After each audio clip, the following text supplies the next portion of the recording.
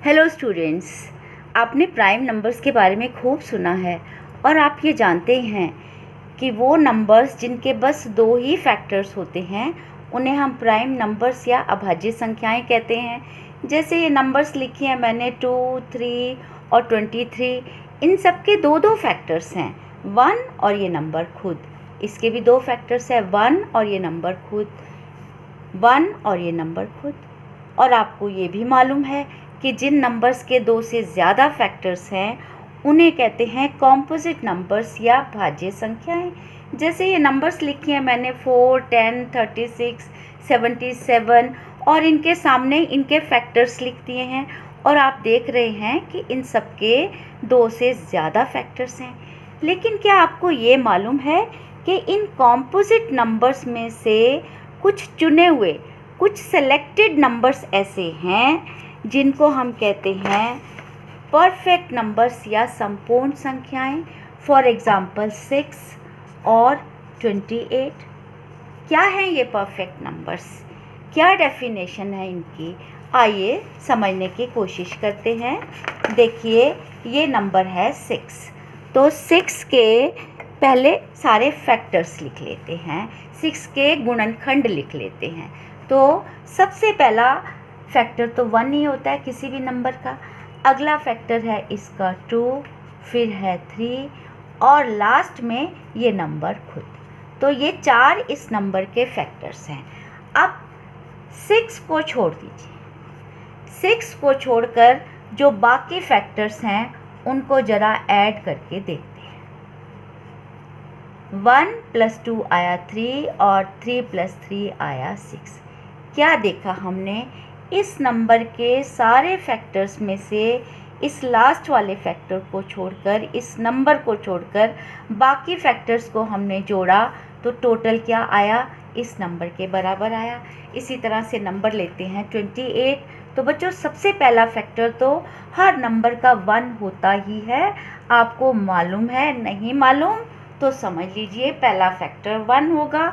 28 का दूसरा फैक्टर है 2, फिर है 4, उसके बाद है 7 है, फिर 14 है और लास्ट वाला फैक्टर भी हमेशा पहला फैक्टर 1 होता है और लास्ट फैक्टर वो नंबर खुद होता है।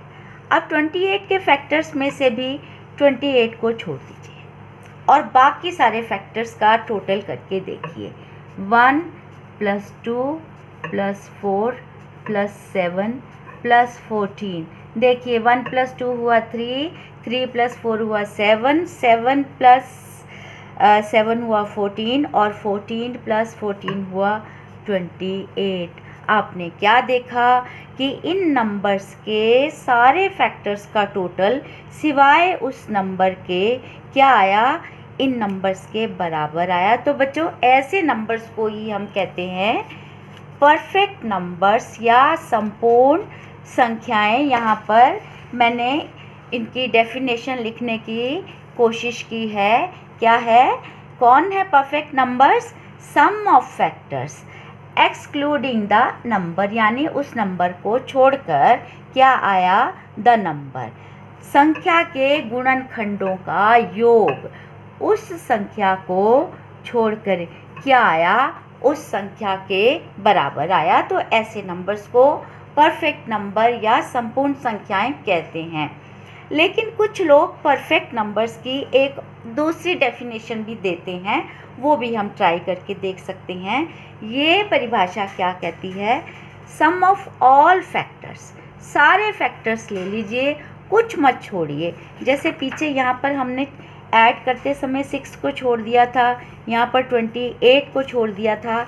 ये कह रहे हैं सारे फैक्टर्स को ऐड कर दीजिए, तो जो नंबर आएगा, जो टोटल आएगा, वो उस नंबर का डबल होगा।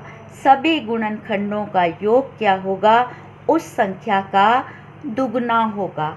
आइए इसको भी हम चेक करके देख लेते हैं। तो अब 6 के सारे फैक्टर्स लेते हैं, 1 + 2 + 3 + 6। टोटल कीजिए, 1 + 2 3, 3 + 3 6 और 6 + 6 क्या आया, 12 और 12 क्या है, 6 का डबल। यहाँ पर देखिए सारे फैक्टर्स ले लेते हैं, 1 + 2 प्लस 4 प्लस 7 प्लस 14 प्लस 28। बच्चों जब आप इसे टोटल करके देखेंगे तो आएगा 56, जो कि होता है 28 का डबल।